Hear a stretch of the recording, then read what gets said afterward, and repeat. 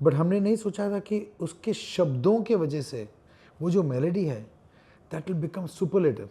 जो उसने लिखा है उसमें, वो गाना जब आप सुनेंगे तो every person connects to it with some experience. मुझे एक चीज़ याद आई कि जब तारे ज़मीन पर आई थी, माँ जो गाना है वो मतलब ये नेगेटिव वे में मत लीजिए, बट इतना ट्रॉमा था 90s किड्स के लिए, हम लोग के लिए इतना डर रहे थे।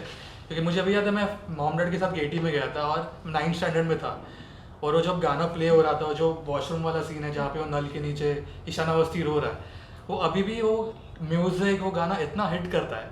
सो हमारे लिए तो बहुत ट्रॉमा था वो म्यूज़िक। तो आपने जब वो म्यूज़िक क्रिएट किया, सो आपकी क्या मेमोरीज थे और आपको पता था कि इतना वो हिट होगा? नहीं, हमने सोचा नहीं था, बट इसमें इसका पूरा श्रेय मैं देता हूँ प्रसून जोशी। क्योंकि एक सिंपल सा मेलोडी हमने तो बनाया था, वो मतलब it's a good melody, but हमने नहीं सोचा था कि उसके शब्दों के वजह से वो जो मेलोडी है दैट विल बिकम सुपरलेटिव। जो उसने लिखा है उसमें, वो गाना जब आप सुनेंगे तो every person connects to it with some experience he और शी इज़ हैड बचपन में। और माँ ऐसे ही एक ऐसे एक व्यक्ति है हर शख्स की ज़िंदगी में कि she is the most selfless and most loving and without expecting anything in return. वो है, माँ को सिर्फ यही है कि बस यार तू खाना खाया, तू ठीक है, तबीयत तो ठीक है ना, ज़्यादा वो मत करो, बहुत डोंट स्ट्रेन योर सेल्फ, यही है, दैट्स हर लाइफ। सो वो जो एसेंस है ना, that's what he is got into the song, which is, so it's completely Prasoon Joshi. और जब भी आप वो गाना फिल्म में देखते हो कि वो अकेला उनको छोड़ के गए एक बोर्डिंग स्कूल में, I also had this fear, that I was supposed to in fact go to boarding school, but luckily my grandmother didn't let me. But it was scary, that the thought of going there. I even went to the school and saw it and all that. कि अब all the kids sleep together in the room. Yeah, I said I don't think this is what I want.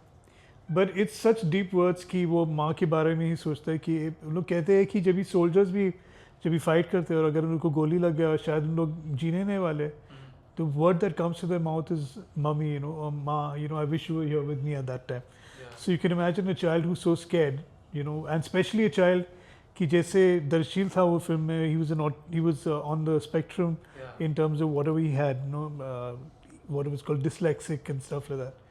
So it's traumatizing, but the comfort of the mother is something that is it's unbeatable. Nothing, you can't feel that. And the words, the film, when I saw it in the film, the whole song changed for me. पहले तो हाँ एक melancholy song था, मगर आप picture में देखिए when he goes to the bathroom and cry.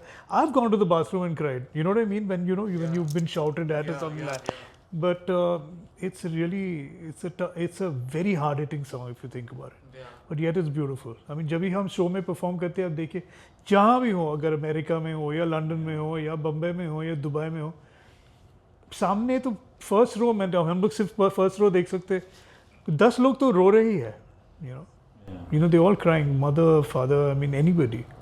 जैसे आप बात भी करो तो मुझे वो विजुअल्स आ रहे थे, वो इतना दिमाग में रह चुका है।